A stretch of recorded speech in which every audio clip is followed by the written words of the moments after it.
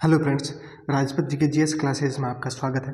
RRB के आने वाले exam technician, non technician, ELP, RPF, constable और एसआई के लिए ये क्लास बहुत ही महत्वपूर्ण रहेगी। बढ़ते आज के सेशन में आगे। प्रश्न संख्या फर्स्ट, कैंडिला किसका मात्रक है? ऑप्शन फर्स्ट ज्योति फ्लक्स, ऑप्शन टू ज्योति प्रभाव, ऑप्शन थर्ड ज्योति दाब, ऑप्शन फोर्थ ज्योति तीव्रता। कैंडिला किसका मात्रक है? ज्योति तीव्रता का है। Option fourth right option. निम्नलिखित में से सदिश राशि है। ऑप्शन फर्स्ट वेग, ऑप्शन टू द्रव्यमान, ऑप्शन थर्ड समय, ऑप्शन फोर्थ लंबाई। तो सदिश राशि पूछी, सदिश राशि कौन सी है इनमें से? तो वेग सदिश राशि है। इसके साथ में याद रखना बल, संवेग, कोणीय वेग, रेखीय संवेग, ये सब क्या होती है? ये सब सदिश राशियां हैं। इसके साथ में याद रखना। और ये तीन राशियां इसके जो साथ में आई है, समय, द्रव्यमान, लंबाई, ये क्या है? ये अदिश राशियां हैं। कौन सी है ये तीनों? अदिश राशियां।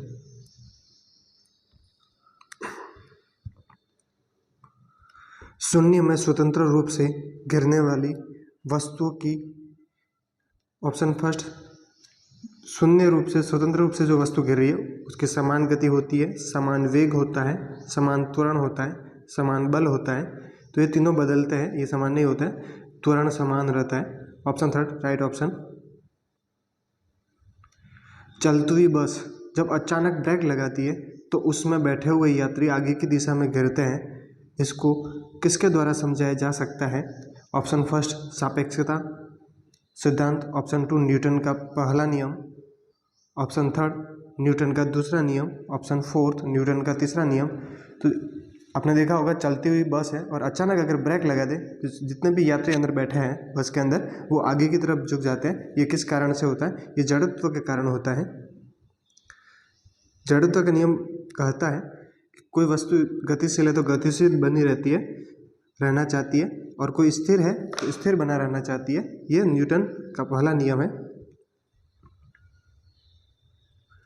एक अंतरिक्ष यात्री पृथ्वी तल की तुलना में चंद्रमा तल पर अधिक ऊंची छलांग लगा सकता है क्योंकि वह चंद्रमा पर भारहीन होता है। चंद्रमा पर कोई वातावरण नहीं। चंद्र तल पर गुरुत्वाकर्षण बल पृथ्वी तल की तुलना में अत्यल्प है। चंद्रमा पृथ्वी से छोटा है। तो ऑप्शन थर्ड राइट रहेगा। चंद्र तल पर गुरुत्वाकर्षण बल पृथ्वी तल की तुलना में अत्यल्प है, बहुत कम है, इसलिए वो ऊंची छलांग लगा सकता है गुरुत्वाकर्षण कम होने के कारण। 1 किलोग्राम राशि का वजन होता है 1 न्यूटन, 10 न्यूटन, 9.8 न्यूटन, 9 न्यूटन। तो कितना होता है 1 किलोग्राम का? 9.8 न्यूटन होता है। अगर चैनल पर फर्स्ट बार है तो चैनल को सब्सक्राइब, लाइक और शेयर करना। जड़त्व आघूर्ण व कोणीय त्वरण का गुणनफल होता है। ऑप्शन फर्स्ट बल, ऑप्शन टू आघूर्ण, ऑप्शन थर्ड कार्य, ऑप्शन फोर्थ कोणीय संवेग। जड़त्व आघूर्ण और कोणीय त्वरण का गुणनफल क्या होता है? बल आघूर्ण होता है, बल आघूर्ण। या ऑप्शन में कई बार टॉर्क भी मिलता है। क्या मिलता है? टॉर्क। तो राइट करना है। जल के आयतन में क्या परिवर्तन होगा यदि तापमान 9 डिग्री सेल्सियस से गिराकर कितना कर दिया जाए? 3 डिग्री सेल्सियस कर दिया जाता है। तो उसके आयतन में क्या परिवर्तन होगा ये बताना है। ऑप्शन फर्स्ट आयतन में कोई परिवर्तन नहीं होता। आयतन पहले बढ़ेगा और बाद में घटेगा। आयतन पहले घटेगा और बाद में, पहले घटेगा और बाद में घटेगा। पानी जम जाएगा। तो इसका ऑप्शन याद रखना, ऑप्शन नंबर थर्ड राइट रहेगा। बाद में बढ़ेगा, घटेगा नहीं।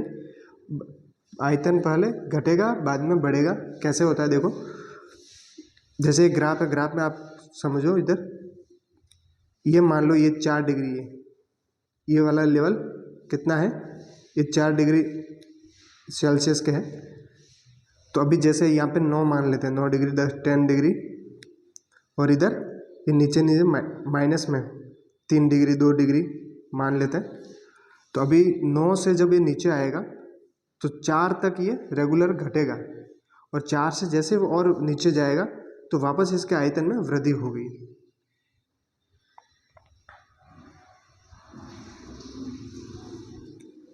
एक बीकर में पानी पर बर्फ तैर रही है।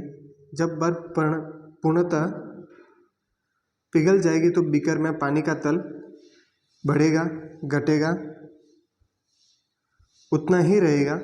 पहले घटेगा बाद में बढ़ेगा तो उतना ही रहेगा।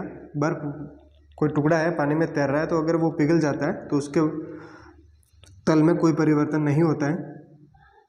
लोहे की कील पारे में क्यों तैरती है जबकि पानी में डूब जाती है? आपने देखी कि कोई लोहे की कील है, पानी में जब आप डालते हो तो डूब जाती है, लेकिन वो पारे में तैरती है। ऑप्शन फर्स्ट, लोहे की पारे से रासायनिक क्रिया की प्रवृत्ति पानी की तुलना में कम होने के कारण लोहे का भार पानी से अधिक है तथा पारे से कम।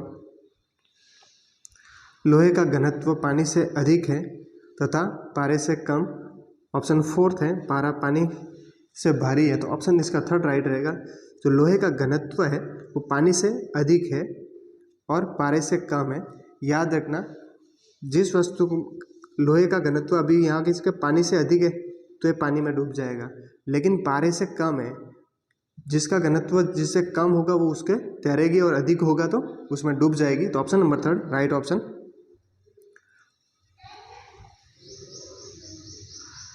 प्रश्न संख्या 11, निम्नलिखित में से कौन सा एक न्यूक्लियॉन नहीं है? Option first proton, option 2 neutron, option third electron, option fourth positron. तो ऑप्शन थर्ड इसमें राइट रहेगा। इलेक्ट्रॉन ये न्यूक्लियॉन नहीं है, ये न्यूक्लियॉन के चारों ओर चक्कर लगाते हैं इलेक्ट्रॉन। प्रश्न संख्या 12, इलेक्ट्रॉन का एंटी पार्टिकल क्या है?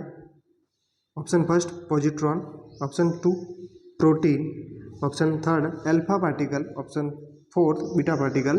तो इलेक्ट्रॉन का एंटी पार्टिकल क्या होता है? ऑप्शन फर्स्ट पॉजिट्रॉन होता है। इसमें नेगेटिव चार्ज होता है, ये ऋणात्मक होता है और ये धनात्मक होता है, याद रखना। निम्नलिखित में से किसने प्रोटॉन की खोज की थी उसको बताना है। ऑप्शन फर्स्ट जे थॉमसन ने, ऑप्शन 2 ई गोल्डस्टेन ने, ऑप्शन थर्ड ई रदरफोर्ड ने, ऑप्शन फोर्थ जे चैडविक ने। तो प्रोटॉन की खोज किसने की थी? ऑप्शन नंबर 2 राइट है, ई गोल्डस्टेन ने प्रोटॉन की खोज की थी। ये प्रश्न बहुत ही इंपॉर्टेंट प्रश्न है, आने वाले एग्जाम के लिए आपके बहुत ही उपयोगी रहेंगे, रामबाण साबित होंगे। इसी के साथ में बहुत ही जल्दी इस चैनल के माध्यम से आपको मैथ्स और रीजनिंग की क्लास से भी प्रोवाइड करवाई जाएगी।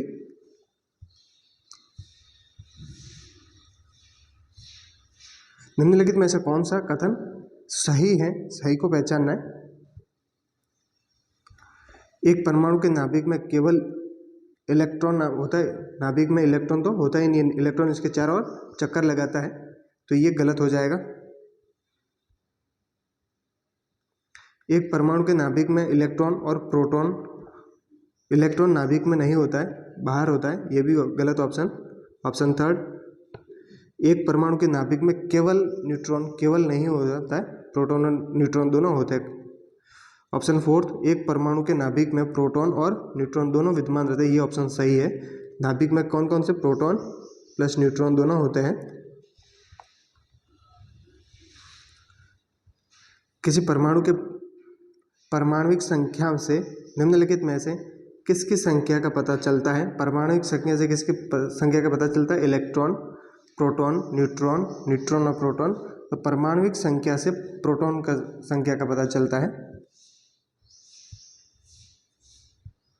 किसी तत्व का सर्वाधिक अभिलाक्षणिक गुणधर्म निम्नलिखित में से कौन सा है? किसी तत्व का अभिलाक्षणिक गुण बताना है। घनत्व, क्वथनांक, द्रव्यमान, परमाणु क्रमांक। तो परमाणु क्रमांक उसका अभिलाक्षणिक गुणधर्म है, उससे आप सभी का पता लगा सकते हो। प्रश्न संख्या 17, निम्नलिखित तत्वों में से किसकी परमाणु संख्या फास्फोरस की तुलना में अधिक है? क्या पूछा? फास्फोरस की तुलना में अधिक पूछी है। Option first aluminium, option 2 silicon, option third chlorine, option fourth magnesium, तो अभी याद रखना इसमें मैग्नीशियम से अधिक है एल्यूमिनियम। मैग्नीशियम से अधिक किसके होती है परमाणु संख्या, तो एल्यूमिनियम, और एल्यूमिनियम से अधिक सिलिकॉन की होती है, और सिलिकॉन से अधिक किसकी होती है फास्फोरस, और फास्फोरस से अधिक किसकी होती है क्लोरीन की। तो ऑप्शन नंबर 3 राइट रहेगा। सबसे पहले कौन है एल्यूमिनियम है, एल्यूमिनियम से अधिक किसकी होती है, नहीं सबसे पहले मैग्नीशियम से अधिक एल्यूमिनियम, एल्यूमिनियम से अधिक सिलिकॉन, और सिलिकॉन से अधिक फॉस्फोरस, और फॉस्फोरस से अधिक किसकी है क्लोरीन। क्लोरीन के कितने होते हैं परमाणु संख्या, इसके 17 होती है, और फॉस्फोरस की कितनी होती है, फॉस्फोरस की 15 होती है, याद रखना। प्रश्न संख्या 18, रदरफोर्ड का पतले स्वर्ण पर्ण पर अल्फा कण प्रकीर्णन का प्रयोग निम्नलिखित में से किसकी खोज के लिए उत्तरदायी है। रदरफोर्ड ने स्वर्ण पत्र पर अल्फा कण के प्रकीर्णन का प्रयोग किया था, वो किसकी खोज के लिए उत्तरदायी है उसको बताना है। Option first electron, option 2 proton, option 3 परमाणु नाभिक, ऑप्शन 4 न्यूट्रॉन। तो किसकी खोज के लिए उत्तरदायी है, परमाणु नाभिक की खोज के लिए उत्तरदायी है रदरफोर्ड का ये मॉडल। एक परमाणु की परमाणु संख्या क्या है, क्या पूछा आपको परमाणु संख्या पूछा है, जिसमें प्रोटॉनों की संख्या कितनी बताई है, प्रोटॉनों की संख्या इन्होंने 10 बताई है, और न्यूट्रॉनों की संख्या कितनी बताई है, न्यूट्रॉनों की संख्या 11 बताई है, और आपको पूछी है परमाणु संख्या। Option first 1, option 2 10, option third 11, option fourth 21। तो परमाणु संख्या कितनी होती है, जिसका प्रोटॉन संख्या 10 है, तो याद रखना प्रोटॉनों की संख्या और परमाणु संख्या इक्वल में होती है। क्या प्रोटॉनों की संख्या परमाणु संख्या की इक्वल होती है, ये 10 है तो परमाणु संख्या भी कितनी होगी 10 होगी। Option number 2 right option. प्रश्न संख्या 20, जब किसी तत्व के परमाणु के एक से ज़्यादा द्रव्यमान संख्या होती है तो उसे क्या कहते हैं। द्रव्यमान संख्या एक से अधिक है, एक से ज़्यादा है, उन्हें क्या कहा जाता है। Option first isobar, option 2 isotope, option third isotone, option 4 isomer. तो उन्हें क्या कहा जाता है, जिसकी एक से अधिक द्रव्यमान संख्या है। तो ऑप्शन नंबर 2 राइट रहेगा, आइसोटॉप या समस्थानिक कहा जाता है। क्या कहा जाता है, समस्थानिक।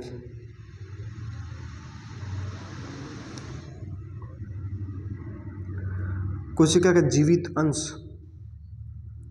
जीव द्रव्य प्रोटोप्लाज्म कहलाता है, ये किसी से बना होता है, जीव द्रव्य किसे कहते हैं उसको बताना है। ऑप्शन फर्स्ट केवल कोशिका द्रव्य को, ऑप्शन 2 केवल केंद्रक द्रव्य को, ऑप्शन थर्ड कोशिका द्रव्य और केंद्रक द्रव्य दोनों को, ऑप्शन फोर्थ कोशिका द्रव्य केंद्रक द्रव्य और अन्य कोशिकांग को।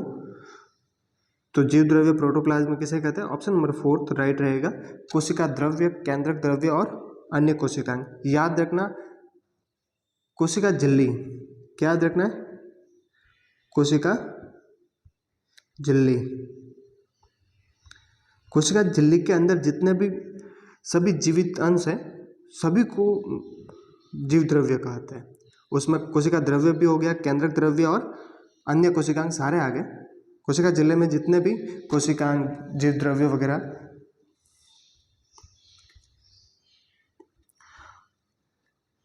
प्रश्न संख्या 22, निम्नलिखित में से किन कोशिकाओं में नाभिक नहीं होता है। नाभिक नहीं होता है, उन कोशिकाओं को अलग करना है। ऑप्शन फर्स्ट मूलरोम कोशिका, ऑप्शन 2 लाल रक्त कोशिका, option third platelet, option fourth monazite. नाभिक किसमें नहीं होता, ऑप्शन 2 राइट रहेगा, लाल रक्त कणिका कोशिका नहीं होता है आरबीसी में। निम्नलिखित में से किसे कोशिका की आत्मघाती थैली बैग कहा जाता है।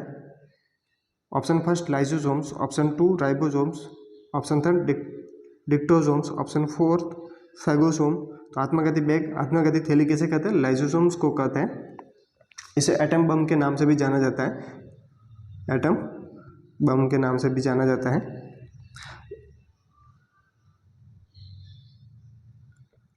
प्रश्न संख्या 24, निम्नलिखित में से किसको कोशिका का पावर प्लांट का भी कहा जाता है।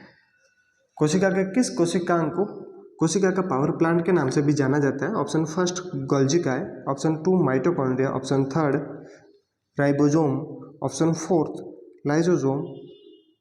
कोशिका का पावर प्लांट किसे कहा जाता है? माइटोकॉन्ड्रिया को कहा जाता है। ऑप्शन नंबर 2 राइट रहेगा। लाइसोसोम को आत्मघाती थैली कहते हैं, अभी आगे पढ़ा था आत्मघाती थैली। राइबोसोम प्रोटीन की फैक्ट्री, राइबोसोम क्या कहते हैं? प्रोटीन की फैक्ट्री।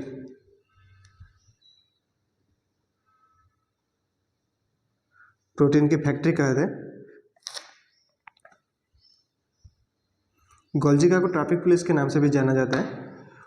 प्रश्न संख्या 25, डीएनए के 2 स्ट्रैंड बंधे होते हैं, डीएनए द्विकुंडलित होता है, तो वो एक दूसरे से किन से बंधे होते हैं, कौन से बॉन्ड से, वो बताना है। Option number first hydrogen bond द्वारा, ऑप्शन नंबर 2 सहसंयोजक बॉन्ड द्वारा, ऑप्शन थर्ड स्थिर वैद्युत बल द्वारा, option fourth van der Waals बलों द्वारा। तो डीएनए के 2 स्ट्रैंड होते हैं वो हाइड्रोजन बॉन्ड से बंधे होते हैं। Option number first right option है।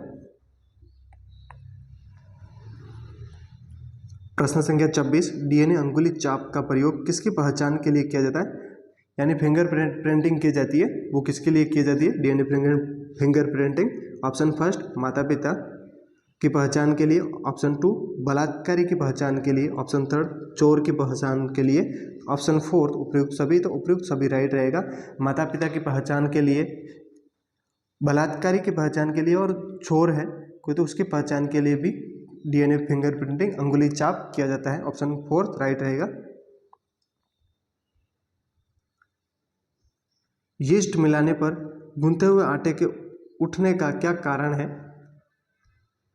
ऑप्शन फर्स्ट ताप में वृद्धि के कारण उठ जाता है, ऑप्शन 2 द्रव्य के परिमाण में वृद्धि, ऑप्शन थर्ड यीस्ट कोशिकाओं की संख्या में वृद्धि, option fourth carbon dioxide gas का निर्मोचन। तो ऑप्शन फोर्थ राइट ऑप्शन है। कार्बन डाइऑक्साइड गैस निकलती है, उसकी वजह से वो फूल जाता है, उड़ जाता है। प्रश्न संख्या 28, सामान्य खाद्य छत्रक मशरूम क्या होता है? ऑप्शन फर्स्ट कवकीय बीजाणुओं का पुंज, ऑप्शन 2 कवक तंतु का प्रकार, ऑप्शन थर्ड कसकर ठसाठस भरे कवक जाल, ऑप्शन फोर्थ अलैंगिक बीजाणु पैदा करने के लिए प्रयुक्त संरचना। तो खाद्य छत्रक मशरूम क्या है? ये कसकर ठसाठस भरे कवक जाल है। प्रश्न संख्या 29, पौधों को संक्रमित करने वाले अधिकांश विषाणु में क्या होता है? ऑप्शन फर्स्ट एकल तंतुगुच्छ वाला डीएनए, ऑप्शन 2 एकल तंतुगुच्छ वाला आरएनए, ऑप्शन थर्ड दोहरे तंतुगुच्छ वाला डीएनए और आरएनए, ऑप्शन फोर्थ केवल दोहरे तंतुगुच्छ वाला आरएनए। तो ऑप्शन फोर्थ राइट रहेगा। पौधों को संक्रमित करने वाले जितने भी जीवाणु होते हैं, वायरस होते हैं, उनमें केवल दोहरे तंतुगुच्छ वाला आरएनए होता है, न कि डीएनए नहीं होता है उसमें। फलीदार पादपों की जड़ों में उपस्थित गांठों में पाए जाने वाले नत्रजन स्त्रीकरण, नत्रजन या नाइट्रोजन स्त्रीकरण, कन्फ्यूजन नहीं होना, नाइट्रोजन स्त्रीकरण, नाइट्रोजन स्त्रीकरण करने वाले जीवाणु कौन सा है वो बताना है, उनका व्यवहार क्या है। ऑप्शन फर्स्ट मृतोपजीवी, ऑप्शन 2 प्रोटोगटनी, ऑप्शन थर्ड सहजीवी, ऑप्शन फोर्थ पराश्रयी। तो उनका क्या है? सहजीवी होता है। ऑप्शन थर्ड राइट रहेगा। प्रश्न संख्या 31, आयोडीन किससे प्राप्त होती है? Option first spirogyra, option 2 laminaria, option third oedogonium, option 4 gracilaria. तो आयोडीन किससे प्राप्त की जाती है? लेमिनेरिया से प्राप्त की जाती है। ये लेमिनेरिया क्या है ये याद रखना, ये शैवाल है। क्या है? शैवाल है। उस शैवाल से आयोडीन प्राप्त की जाती है, लेमिनेरिया से। अगर चैनल पे फर्स्ट बार आए तो चैनल को सब्सक्राइब, लाइक और शेयर कीजिए। आने वाले एग्जाम के लिए आरआरबी के ये क्लास आपके बहुत ही यूजफुल रहेगी। निम्नलिखित में से कौन सा स्वपोषित है? ऑप्शन फर्स्ट तितली, ऑप्शन 2 शैवाल, option third mushroom, option fourth टिड्डा। तो स्वपोषित कौन सा है? जो अपना भोजन स्वयं बनाता है। तो शैवाल है, ये अपना भोजन स्वयं बनाते हैं, ये स्वपोषी पादप है। निम्नलिखित में से किसे सामान्यतः पॉन्ड सिल्क कहा जाता है? Option first rhizopus, option two yeast खमीर, option third ulothrix, option fourth spirogyra. तो स्पाइरोगायरा को पॉन्ड सिल्क के नाम से भी जाना जाता है। किसको? Spirogyra. Option number fourth right option. संसार में सबसे तेज बढ़ने वाला पौधा यानी कि सबसे तेज बढ़ते उसकी वृद्धि होती है। ऑप्शन फर्स्ट बांस, ऑप्शन टू चावल, option third money plant, option fourth teak. तो जो बांस है वो सबसे तेज बढ़ने वाला पौधा है। पहले इसको पेड़ माना गया था, लेकिन अभी इसको किस में रखा गया? घास फूल में रखा गया। चिलगोजा निम्न में से किस एक प्रजाति के बीज से प्राप्त होता है? चिलगोजा किसके बीज से प्राप्त होता है ये बताना। पाइन, पाम, साइकस और कपास। चिलगोजा किससे प्राप्त होता है? ऑप्शन नंबर फर्स्ट राइट रहेगा। ये पाइन से प्राप्त किया जाता है। पाइन या पाइन नट भी आ सकता है, पाइन नट। कंप्यूटर में किसी शब्द की लंबाई किस में मापते हैं? Option first byte, option two bit, option third metre, option fourth millimetre. तो कंप्यूटर में किसी शब्द की लंबाई किस में नापते हैं? बीट में नापते हैं। Option two right option. Megabyte में मापते हैं भूकंप की तीव्रता, जनसंख्या घनत्व, शक्ति व्यय की क्षमता, कंप्यूटर की स्मृति क्षमता। तो ऑप्शन नंबर फोर्थ राइट रहेगा। मेगाबाइट में क्या नापा जाता है? कंप्यूटर की स्मृति की क्षमता को नापा जाता है। स्टोरेज माध्यम की क्षमता की इकाई है। Option first byte, option two bit, option third bug, option fourth घन मीटर। तो स्टोरेज माध्यम की क्षमता की इकाई क्या है? बाइट है। कंप्यूटर आंकड़ों की अशुद्धि को क्या कहा जाता है? तो अशुद्धि को क्या कहा जाता है? Option first chip, option two disk, option third bug, option fourth bit. तो कंप्यूटर आंकड़ों की अशुद्धि को बग कहा जाता है। क्या कहा जाता है? Bug. Option number third right option. Digital computer किस सिद्धांत पर कार्य करता है? ऑप्शन फर्स्ट गणना, ऑप्शन टू मापन, ऑप्शन थर्ड विद्युत, ऑप्शन फोर्थ लॉजिकल। तो डिजिटल कंप्यूटर किस सिद्धांत पर कार्य करता है? ये गणना बाइनरी कोडों पर काम करता है। प्रश्न संख्या 41 निम्नलिखित में से किसमें गतिज ऊर्जा नहीं है? यानी कि 3 गतिज ऊर्जा, एक गतिज ऊर्जा का उदाहरण नहीं है, उसको पहचाना। चली हुई गोली इसमें है, यस। बहता हुआ पानी, ये भी इसमें भी गतिज ऊर्जा निहित है। चलता हथौड़ा, इसमें भी गतिज ऊर्जा निहित है। खींचा हुआ धनुष इसमें नहीं है, ये ऑप्शन राइट रहेगा। इसमें गतिज ऊर्जा नहीं है, इसमें क्या है? स्थितिज ऊर्जा। कौन सी ऊर्जा है? स्थितिज ऊर्जा। जब खींचा हुआ धनुष है, उस धनुष को छोड़ेंगे तो वो गतिज ऊर्जा में परिवर्तित हो जाएगा। जब एक चल वस्तु की गति दुगुनी हो जाती है तो उसकी गतिज ऊर्जा में क्या परिवर्तन होता है ये बताना है। ऑप्शन फर्स्ट दुगुनी हो जाती है, ऑप्शन टू चौगुनी हो जाती है, ऑप्शन थर्ड समान रहती है, ऑप्शन फोर्थ 3 गुनी बढ़ जाती है। तो ऑप्शन नंबर 2 राइट रहेगा, ये चौगुनी हो जाती है। निम्नलिखित में से कौन सा नियम इस कथन को वैध ठहराता है कि द्रव्य का न तो सृजन किया जा सकता है और न ही उसका विनाश किया जा सकता है? ये कौन से नियम के अनुसार है? ऑप्शन फर्स्ट ऊर्जा संरक्षण का नियम, ऑप्शन टू लेस साटेलिय का नियम, ऑप्शन थर्ड द्रव्यमान संरक्षण का नियम, ऑप्शन फोर्थ परासरण का नियम। तो ऑप्शन थर्ड राइट ऑप्शन है। द्रव्यमान संरक्षण नियम के अनुसार द्रव्य का ना तो सृजन किया जा सकता है और न ही उसका विनाश किया जा सकता है। ऊर्जा संरक्षण नियम बताता है कि ऊर्जा है उसका ना तो निर्माण किया जा सकता है और न ही विनाश किया जा सकता है। ये ऊर्जा संरक्षण का है। अगर द्रव्यमान की बात करें, द्रव्यमान संरक्षण याद रखना है आपको, ऑप्शन थर्ड। प्रश्न संख्या 44 साइकिल चलाने वाला मोड लेते समय क्यों झुकता है? उसके झुकने का कारण क्या है? ऑप्शन फर्स्ट साइकिल और आदमी की गति समान होनी चाहिए वरना साइकिल फिसल जाएगी। ऑप्शन टू वह झुकता है ताकि गुरुत्व केंद्र आधार के अंदर बना रहे, वह उसे गिरने से बचाएगा। ऑप्शन थर्ड वह झुकता है ताकि वक्र मार्ग पर चलने के लिए पहियों पर दबाव डाला जा सके। ऑप्शन 4 वह झुकता है ताकि वक्र को और तेजी से पार कर सके। तो इसका राइट ऑप्शन क्या है, वो क्यों झुकता है?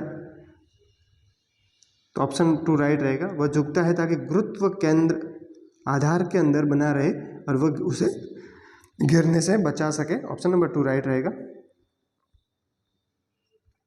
प्रश्न संख्या 45, हाइड्रोजन से भरा रबड़ का गुब्बारा वायु में ऊपर जाकर फट जाता है। आपने देखा होगा बहुत सारे गुब्बारे जिसमें हाइड्रोजन गैस होती है वो ऊपर जाके फट जाते हैं। उसके फटने का कारण क्या है? ऑप्शन फर्स्ट, हाइड्रोजन का भार बढ़ जाता है। ऑप्शन 2, वायु दाब बढ़ जाता है। ऑप्शन 3, हाइड्रोजन का दाब घट जाता है। ऑप्शन 4, वायु दाब घट जाता है। ऑप्शन 4 राइट रहेगा। वायु दाब घटने के कारण ऊपर जाके वो गुब्बारा फट जाता है। प्रश्न संख्या 46, वस्तु की मात्रा बढ़ने पर अपरिवर्तित रहेगा आयतन, भार, द्रव्यमान, घनत्व। तो वस्तु की मात्रा बढ़ने पर अपरिवर्तित क्या रहेगा? घनत्व अपरिवर्तित रहेगा। Option 4 right. प्रतिजीव पेनिसिलिन किसी से प्राप्त होती है? कृत्रिम प्रोसेस से, एक जीवाणु से, कवक से, विषाणु संक्रमित कोशिकाओं से। तो पेनिसिलिन किसे प्राप्त की जाती है? ये कवक से प्राप्त की जाती है। कौन से कवक से? पेनिसिलियम कवक से प्राप्त की जाती है पेनिसिलिन औषधि। पेनिसिलियम